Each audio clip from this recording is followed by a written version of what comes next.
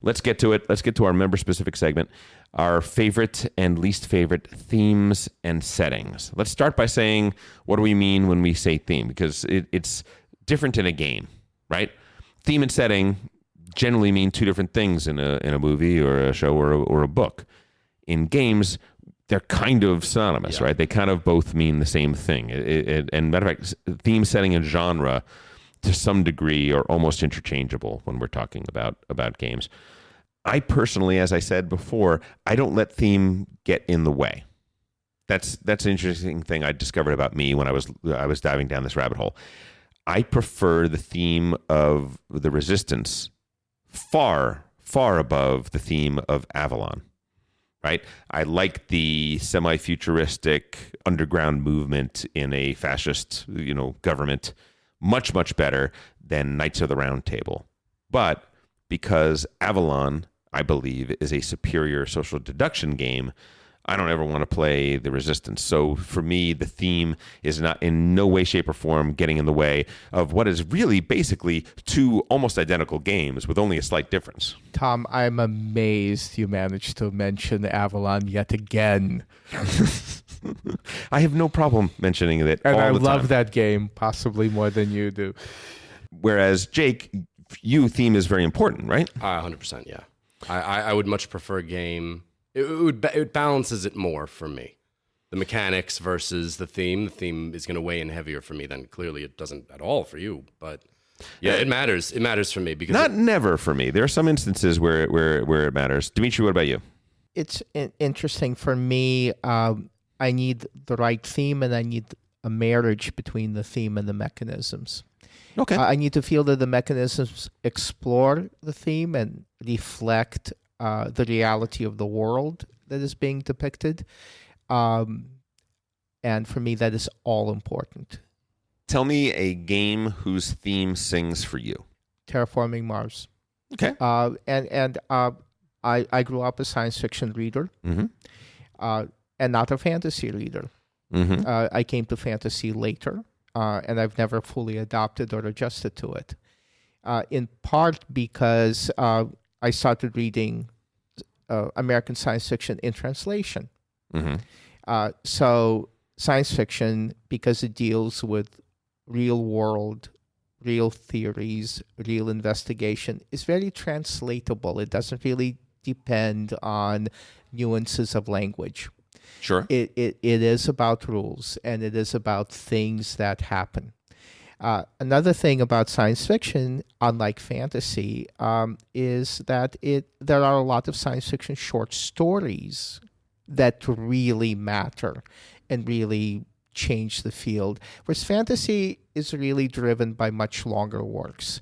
There's science fiction writers like Harlan Ellison who almost exclusively only wrote short stories that have changed the genre. The Time Machine is a novella. War of the Worlds is a novella. They're very short. And there's a compression. There is a reliance on logic and rules. And I think that lends itself to game playing. So Terraforming Mars feels like an outer space adventure that relies on logic and rules. And your gameplay relies on logic and rules. So I'm primed to accept that, and I'm primed to play that. For me, the real divide that really taught me this is Gaia Project, which I really like, and Terra Mystica. Almost the same game. Terra Mystica is completely opaque to me. I still don't know what the Hobbit-like race is supposed to be doing with shovels. But Terraforming Worlds makes perfect sense. To me, Gaia Project is a better game because it's improved. It's better rules. It's better put together. The theme, for me, doesn't enter quite as much into that. But then again, like I said, I tend to be more immune to that. With Terra Mystica, it's just impenetrable. Jake, what about you? What's a game whose theme just really, really sings for you? I'm not a dictionary in my mind. Of Sure.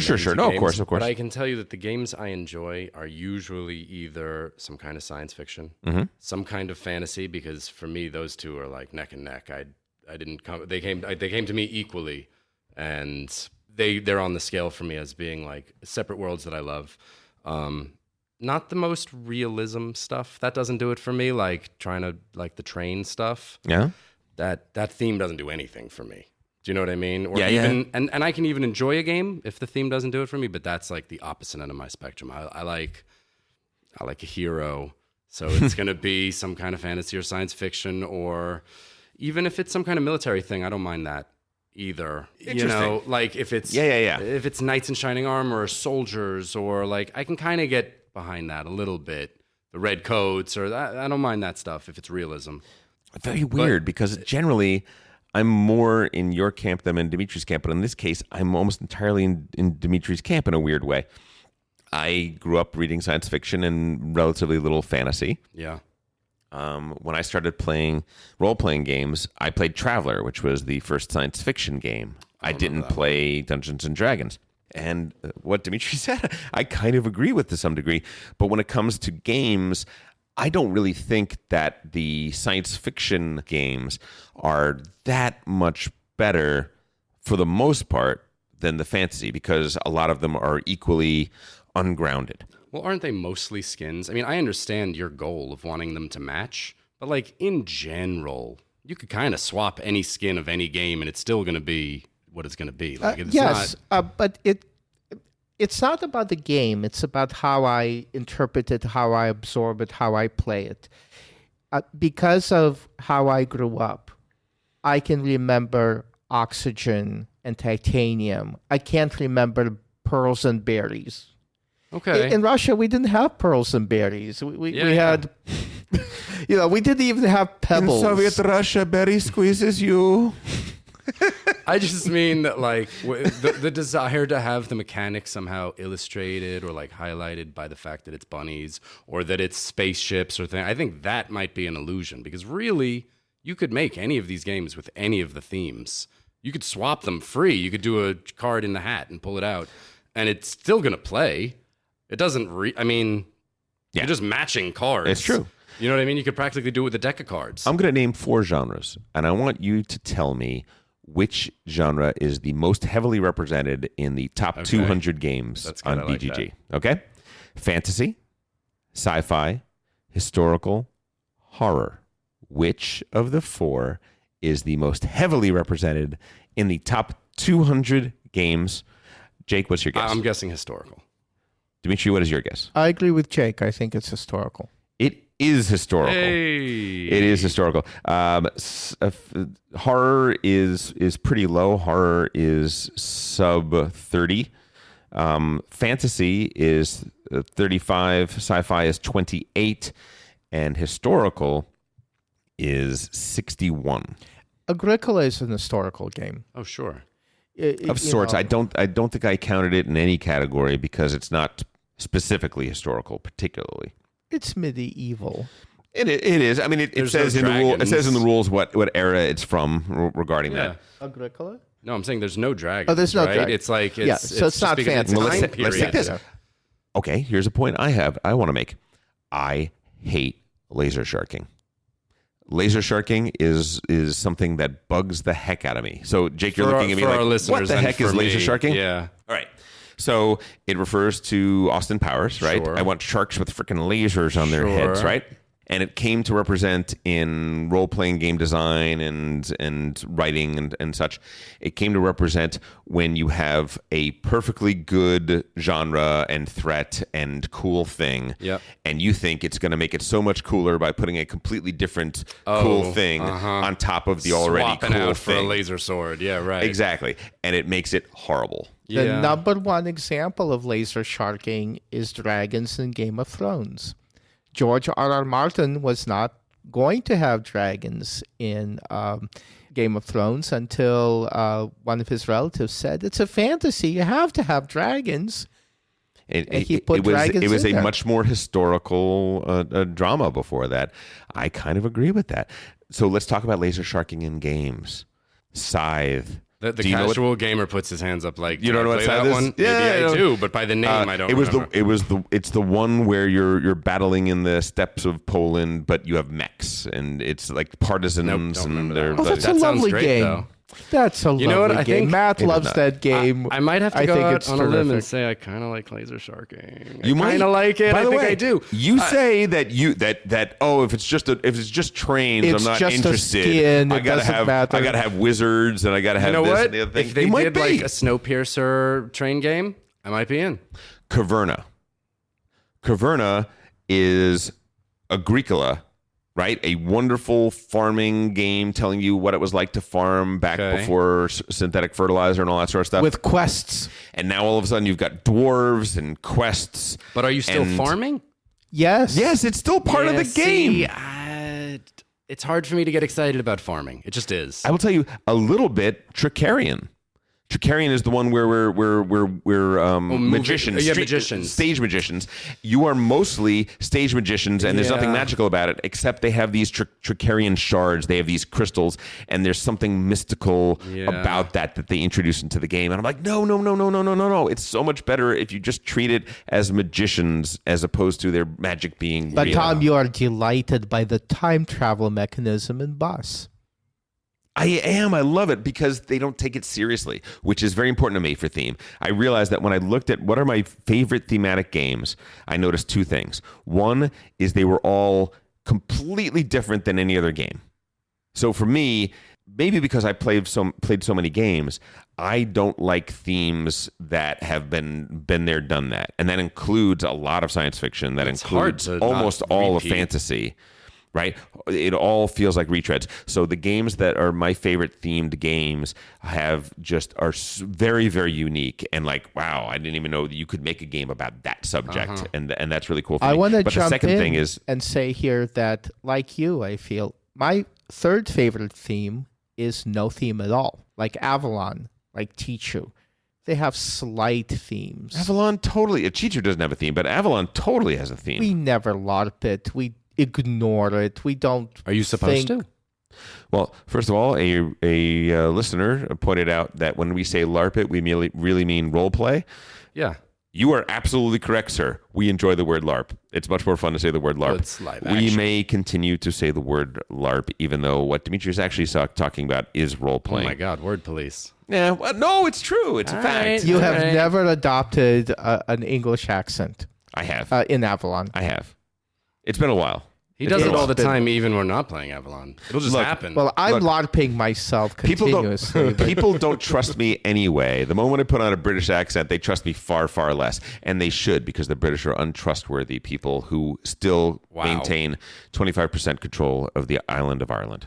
But I will I just say that. like games like Time's Up.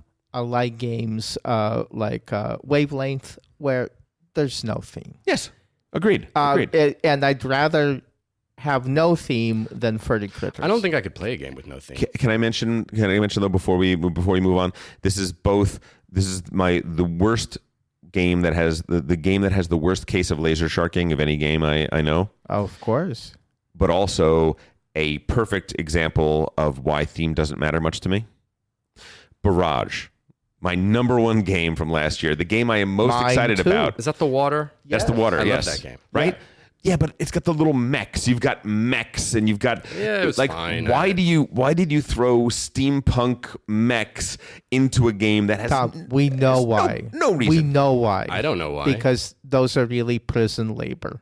No, Those are all Italian and German fascists. I believe in the it's Alps. because they were afraid Alps. that they were afraid that a game about building dams and running water through them wasn't cool enough, and so they had to add mechs and I like didn't a guy think with the a mechs metal were that cool. a It's guy just with a little. metal arm. They're hard to pick up. It's ridiculous. So laser sharking, Greatest total game of the laser year. sharking, Totally buy it. bugs the heck out of me every time I look at those things, and yet did not stop me from having it be my game of the year because theme to me is not something that's tremendously important. Let's talk about some games that the theme is already baked in. It's almost cheating, right? Dune, cheating. It's cheating. Well, they're starting with the property, right? I mean, they're Yes. starting with the property, so that instructs the game. It's not like they said, what's the perfect thing for... Oh, I know, it's just like Dune. You know what I mean? yes. So it almost... By the way, fair they to- tried that. They tried that. Yes. Remember that redo of Dune we played a few times where they repurposed some of the mechanics but made Rex. up Yes. Yes, What was it called again? Rex. Rex. It's where they put it into the Twilight Imperium world. It totally didn't work. We played it. It's the same mechanic. We weren't interested. Yeah, some have built-in audiences. Of course they do. Look, War of the Ring and Dune are perfect games for theme because they take properties that are so rich and so full and amazing, and they create a game that is absolutely perfectly balanced and fits within that. You feel like you are battling for the control of Arrakis. Yeah. You feel like you are in the Fellowship of the Ring and you're trying to get it to Mordor against impossible odds. I think that is, when we talk about thematic games, which is an entire category on BGG. Sure. Thematic games. Those thematic games are just wonders to behold because of how perfect they are in that sense. And like the one that Maddie just did the solo review on, the Marvel one. Yep. I want to play that just purely because of the theme. Yep. I don't even know what the mechanics are. I mean, I do now that I heard the episode, but it wouldn't have mattered. It's wonderful I want to that be Captain America. I want to. So here's where, by the way, could be totally slapped on, right? Could be a game that theme doesn't have anything to do with. Could be. It is not, because the fact that that your character card is two-sided, and sometimes you're your alter ego. Yeah.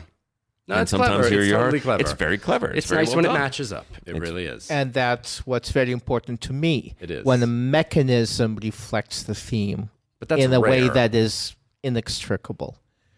Agreed. Dimitri, what are some of your favorite themed games? Well, again, Terraforming Mars. Sure, yes. Let's go 1-1. Kremlin. Kremlin, by the way, is an old Avalon Hill game from the 1980s, which we are fighting for control of the Politburo during the Soviet era, back when everybody, all of those premiers in a row just were suddenly old and suddenly sick, and then they suddenly died, and then the next guy comes in. It simulates that. It is tremendously funny, really, really darkly comedic, and really captures the tone. Go ahead. Eclipse.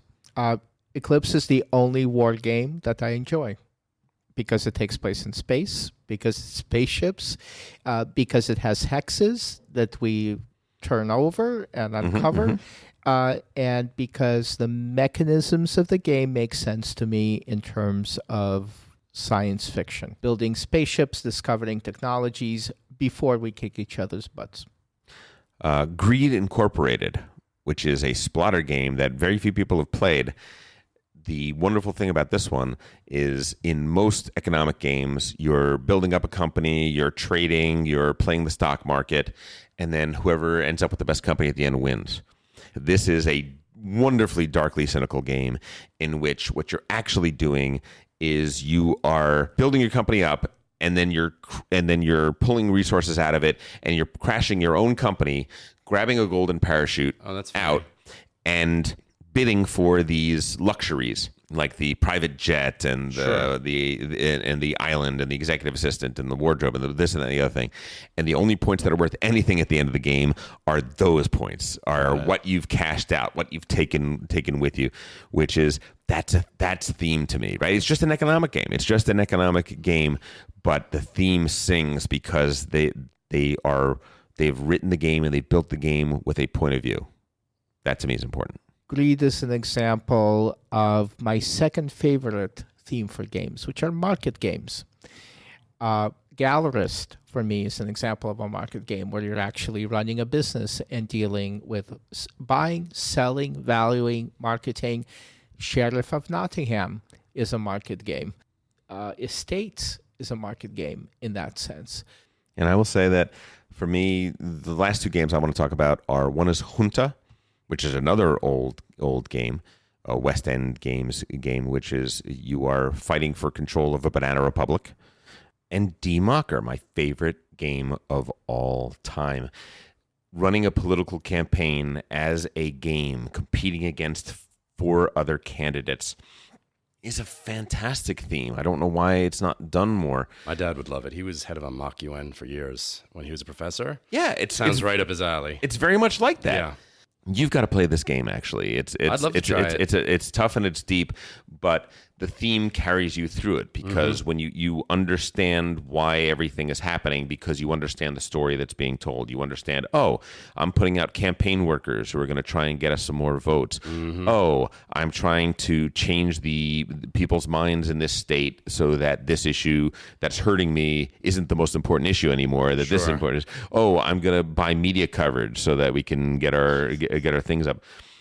It's a wonderful, wonderful theme. I mean, I'm really attracted to those kinds of themes, like a game about the German parliamentary election system, High Frontier, which is a science fiction game that's not really science fiction, because it's literally about forecasting what we're going to be able to do in the next 30 to 40 years in terms of exploring our own solar system. Space Alert, a Vlad Chvada game, which is so much fun. It's a blast of a thing. Do you remember that one, Dimitri? That's the one where we're all working together and everybody, you're programming your cards. Like, okay, I'm going to go down the stairs. Yes, I do remember that game. Yes. Just real quick, as an aside, do your preferences go into all media? Like when you're reading or film, or it's also for you? That's a very good question. And no, actually, right now I read fantasy and science fiction with equal pleasure, and I feel I have to, because there's a lot of fantasy science fiction hybrid movies. I think fantasy movies right now are better than science fiction. But in games, I revert to childhood in certain respects, because I'm at play. I'm in a vulnerable state.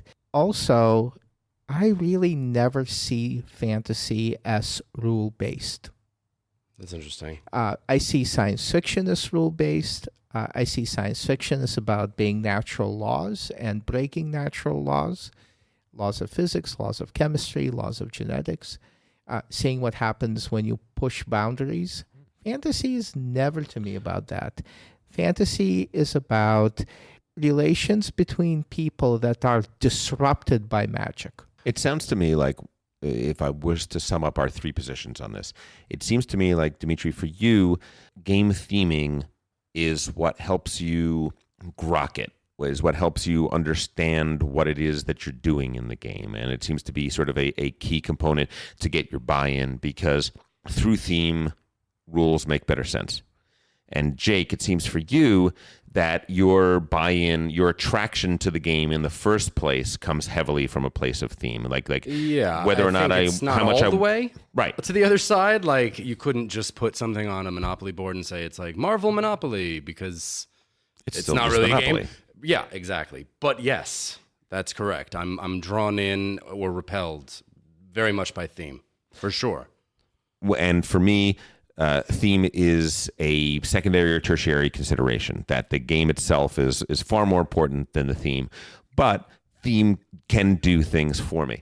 And the more unique the theme, the more different the theme, for me, the more underrepresented the theme is, the more likely I'm likely to find it very interesting. Just its newness is a value.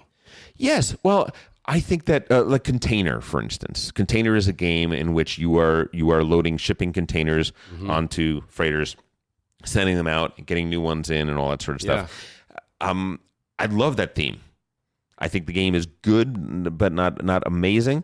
But I love the theme. Yeah. And I'm like, why do I love that theme? And I said, because it's a hidden world. Yeah. Because I know nothing about the shipping industry, and I'm not pretending that the game teaches me all the ins and outs of it, but it gives me a feeling a little bit of it, right? Well, Kanban is a fascinating example. Kanban is my actual favorite themed Vital Lacerda game. Remind me, and others, which one is that? That's the one where you're making the cars on the factory floor. You're actually making prototypes of cars, and you're following the rules of Kanban or the principles of Kanban. For me, like, if you were building James Bond car and had to put missiles in it and had to put the oil slick and stuff, laser shark that I would be into, though. I'm just saying. You and I are diametrically opposed as far as theme goes. It's like everything that you want are things that I do like spy theme, but let's move on because we're running out of time.